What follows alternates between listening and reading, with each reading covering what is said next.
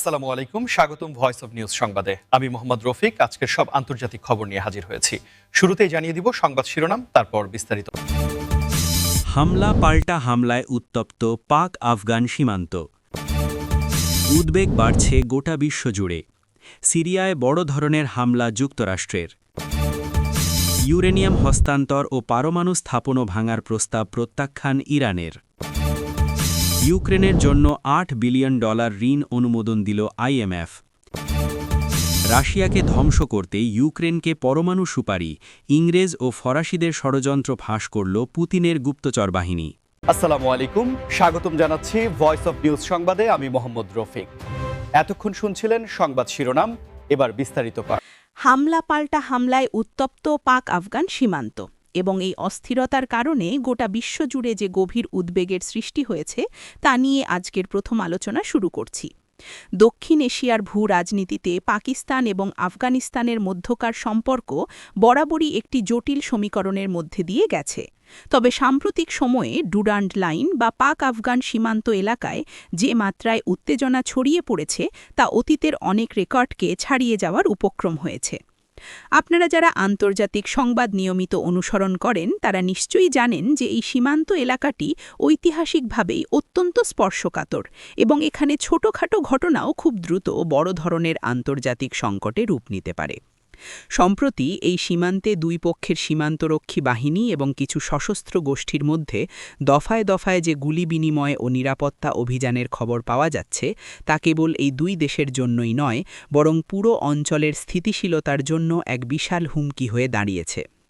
এই সংঘাতের পেছনের কারণগুলো বিশ্লেষণ করলে দেখা যায় মূলত সীমান্ত ব্যবস্থাপনা, অনুপ্রবেশ রোধ এবং বেশ কিছু অমীমাংসিত ভূরাজনৈতিক ইস্যু ঘিরেই এই উত্তেজনার সূত্রপাত। একদিকে পাকিস্তান দাবি করছে যে তাদের ভূখণ্ডে নিরাপত্তা নিশ্চিত করতে তারা সীমান্তে কড়াকড়ি আরোপ করছে। অন্যদিকে আফগান প্রশাসন এই ধরনের পদক্ষেপকে তাদের সার্বভৌমত্ব এবং স্বাধীন চলাচলের ওপর হস্তক্ষেপ হিসেবে দেখছে। এই পাল্টাপাল্টি অবস্থানের কারণে সবচেয়ে বেশি ক্ষতিগ্রস্ত হচ্ছেন সাধারণ মানুষ এবং স্থানীয় ব্যবসায়ীরা। আপনারা একটু চিন্তা করলেই বুঝতে পারবেন, একটি সীমান্ত যখন অস্থিতিশীল থাকে তখন সেখানে বাণিজ্যিক কার্যক্রম পুরোপুরি থমকে যায়। শত শত পণ্যবাহী ট্রাক আটকা পড়ে আছে, যার ফলে দুই দেশের অর্থনীতিতেই এর একটি বড় নেতিবাচক প্রভাব পড়ছে। সিরিয়ায় যুক্তরাষ্ট্রের সাম্প্রতিক বড় ধরনের হামলার ঘটনাটি মধ্যপ্রাচ্যের ভূরাজনীতিতে এক নতুন এবং অত্যন্ত তাৎপর্যপূর্ণ অধ্যায়ের সূচনা করেছে, যা নিয়ে আমাদের এবারের আলোচনা। আপনারা জানেন যে সিরিয়ার মাটি দীর্ঘদিন ধরেই বিভিন্ন আন্তর্জাতিক শক্তি, আঞ্চলিক পরাশক্তি এবং অসংখ্য অভ্যন্তরীণ সশস্ত্র গোষ্ঠীর এক জটিল যুদ্ধক্ষেত্রে পরিণত হয়েছে। সেখানে মার্কিন যুক্তরাষ্ট্রের সামরিক উপস্থিতি মূলত নির্দিষ্ট কিছু নিরাপত্তা লক্ষ্য এবং আঞ্চলিক স্থিতিশীলতা বজায় রাখার কৌশলগত অংশ হিসেবেই পরিচালিত হয়ে আসছে। তবে সম্প্রতি সিরিয়ার নির্দিষ্ট কিছু কৌশলগত অবস্থানে যুক্তরাষ্ট্র যে ব্যাপক মাত্রায় আকাশপথে এবং দূরপাল্লার অস্ত্রের সাহায্যে হামলা চালিয়েছে তা অনেক সামরিক বিশ্লেষকের মতেই একটি সুস্পষ্ট বার্তা বহন করে। পেন্টাগন এবং মার্কিন প্রশাসনের পক্ষ থেকে জানানো হয়েছে যে এই সামরিক অভিযানগুলো মূলত সেই সব স্থাপনা এবং নেটওয়ার্কগুলোকে লক্ষ্য করে চালানো হয়েছে যেগুলো এই অঞ্চলে মার্কিন স্বার্থ এবং তাদের মিত্রদের নিরাপত্তার জন্য সরাসরি হুমকি হয়ে দাঁড়িয়েছিল। এই ধরনের অভিযানের মাধ্যমে ওয়াশিংটন মূলত প্রমাণ করতে চাইছে যে মধ্যপ্রাচ্যের সুরক্ষায় তারা যে কোনো ধরনের কঠোর পদক্ষেপ নিতে পিছপা হবে না। কিন্তু এই হামলার প্রভাব কেবল সামরিক খাতেই সীমাবদ্ধ থাকছে না। এর ফলে সিরিয়ার অভ্যন্তরীণ মানবিক পরিস্থিতি, যা আগে থেকেই অত্যন্ত ভঙ্গুর অবস্থায় রয়েছে, তা আরও বেশি বিপর্যয়ের মুখে পড়ছে। আন্তর্জাতিক সম্পর্ক বিশ্লেষকরা মনে করছেন যে যুক্তরাষ্ট্রের এই পদক্ষেপ সিরিয়ায় অবস্থানরত অন্যান্য বৃহৎ শক্তি যেমন রাশিয়া এবং এই অঞ্চলে শক্তিশালী প্রভাব বিস্তারকারী ইরানের সাথে নতুন করে কূটনৈতিক ও কৌশলগত উত্তেজনার জন্ম দিতে পারে। ইরানের ইউরেনিয়াম হস্তান্তর ও পারমাণবিক স্থাপনা ভাঙার প্রস্তাব প্রত্যাখ্যান করার বিষয়টি বর্তমান আন্তর্জাতিক কূটনীতিতে এক বিশাল আলোচনার জন্ম দিয়েছে, যা নিয়ে আমরা এখন বিস্তারিত বিশ্লেষণ করব। পারমাণবিক শক্তির ব্যবহার এবং এর নিয়ন্ত্রণ নিয়ে ইরান ও পশ্চিমা বিশ্বের মধ্যকার স্নায়ুযুদ্ধ গত এক দশকেরও বেশি সময় ধরে আন্তর্জাতিক সংবাদের অন্যতম প্রধান শিরোনাম হয়ে আছে। সম্প্রতি পশ্চিমা দেশগুলো এবং আন্তর্জাতিক আণবিক শক্তি সংস্থা বা IAEA এর পক্ষ থেকে ইরানকে প্রস্তাব দেওয়া হয়েছিল যে উত্তেজনা প্রশমন এবং অর্থনৈতিক নিষেধাজ্ঞার জাল থেকে বেরিয়ে আসার জন্য তারা যেন তাদের সমৃদ্ধকৃত ইউরেনিয়ামের একটি বড় অংশ হস্তান্তর করে এবং কিছু স্পর্শকাতর পারমাণবিক স্থাপনা ভেঙে ফেলে বা অকার্যকর করে দেয়। কিন্তু তেহরানের পক্ষ থেকে এই প্রস্তাব অত্যন্ত কঠোর ভাষায় এবং সরাসরি প্রত্যাখ্যান করা হয়েছে, যা বিশ্ব রাজনীতিতে এক নতুন মেরুকরণের ইঙ্গিত দিচ্ছে। ইরানের নীতি নির্ধারকরা স্পষ্ট জানিয়ে দিয়েছেন যে পারমাণবিক শক্তির শান্তিপূর্ণ ব্যবহার তাদের একটি অবিচ্ছেদ্য সার্বভৌম অধিকার এবং কোনো ধরনের আন্তর্জাতিক চাপের মুখে তারা তাদের জাতীয় নিরাপত্তা ও কৌশলগত সক্ষমতার সাথে আপোস করবে না। আপনারা যদি 2015 সালের joint comprehensive plan of action বা JCPOA চুক্তির কথা স্মরণ করেন, তাহলে দেখবেন যে ওই চুক্তির পর ইরান তাদের পারমাণবিক কর্মসূচিতে বেশ কিছু সীমাবদ্ধতা মেনে নিয়েছিল, কিন্তু পরবর্তীতে চুক্তির শর্তভঙ্গ এবং অর্থনৈতিক নিষেধাজ্ঞার কারণে তেহরান পুনরায় ইউরেনিয়াম সমৃদ্ধকরণের মাত্রা বাড়িয়ে দেয়।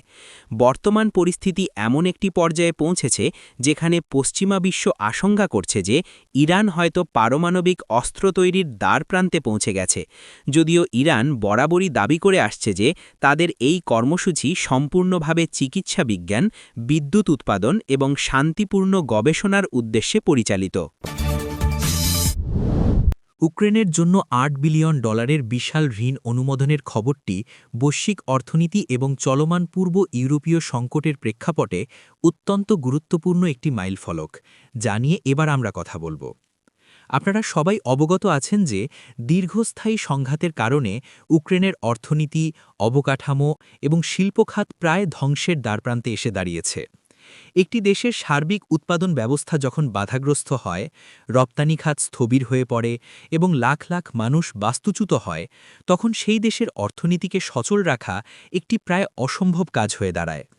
ঠিক এই চরম সংকটময় মুহূর্তে IMFের এই $8 বিলিয়ন ঋণ অনুমোদন ইউক্রেন সরকারের জন্য একটি বড় ধরনের অর্থনৈতিক লাইফলাইন হিসেবে কাজ করবে। এই বিশাল অঙ্কের অর্থায়নের মূল উদ্দেশ্য কেবল সামরিক খাতকে শক্তিশালী করা নয়, বরং এটি মূলত ইউক্রেনের সামষ্টিক অর্থনৈতিক স্থিতিশীলতা বা ম্যাক্রো ইকোনমিক স্টেবিলিটি বজায় রাখার জন্য প্রদান করা হচ্ছে। এই তহবিলের মাধ্যমে ইউক্রেন সরকার তাদের সরকারি চাকরিজীবীদের বেতন, সাধারণ মানুষের পেনশন, চিকিৎসা সেবা এবং শিক্ষা খাতের মতো জরুরি অভ্যন্তরীণ ব্যয়গুলো মেটাতে সক্ষম হবে, যা একটি দেশের অভ্যন্তরীণ শাসন ব্যবস্থা টিকিয়ে রাখার জন্য অপরিহার্য। তবে IMFের যে কোনো ঋণের সাথেই কিছু অত্যন্ত কঠোর শর্ত যুক্ত থাকে এবং ইউক্রেনের ক্ষেত্রেও এর ব্যতিক্রম ঘটেনি। এই ঋণ পাওয়ার জন্য ইউক্রেনকে তাদের দুর্নীতি দমন ব্যবস্থাকে আরও শক্তিশালী করতে হবে, প্রশাসনিক স্বচ্ছতা নিশ্চিত করতে হবে এবং বেশ কিছু কাঠামোগত অর্থনৈতিক সংস্কার বাস্তবায়ন করতে হবে বলে IMF শর্ত জুড়ে দিয়েছে। পশ্চিমা দেশগুলো, বিশেষ করে যুক্তরাষ্ট্র এবং ইউরোপীয় ইউনিয়নের জোরালো সমর্থন ছাড়া যুদ্ধবিধ্বস্ত একটি দেশের জন্য এত দ্রুত এই বিপুল পরিমাণ ঋণ অনুমোদন পাওয়া প্রায় অসম্ভব ছিল, যা প্রমাণ করে যে পশ্চিমা বিশ্ব এখনও ইউক্রেনের অর্থনৈতিক পুনরুদ্ধারে দৃঢ় প্রতিজ্ঞ। কিন্তু একই সাথে অর্থনীতিবিদরা একটি দীর্ঘমেয়াদী ঝুঁকির কথাও স্মরণ করিয়ে দিচ্ছেন। রাশিয়াকে ধ্বংস করতে ইউক্রেনকে পশ্চিমা বিশ্বের, বিশেষ করে ইংরেজ ও ফরাসিদের কথিত পরমাণু সুপারি বা কৌশলগত ধ্বংসাত্মক সহায়তা প্রদানের যে চাঞ্চল্যকর ষড়যন্ত্র পুতিনের গুপ্তচর বাহিনী ফাঁস করার দাবি করেছে, তা আন্তর্জাতিক তথ্যযুদ্ধে এক নতুন মাত্রার যোগ করেছে এবং এটি আমাদের আজকের সর্বশেষ আলোচনার বিষয়।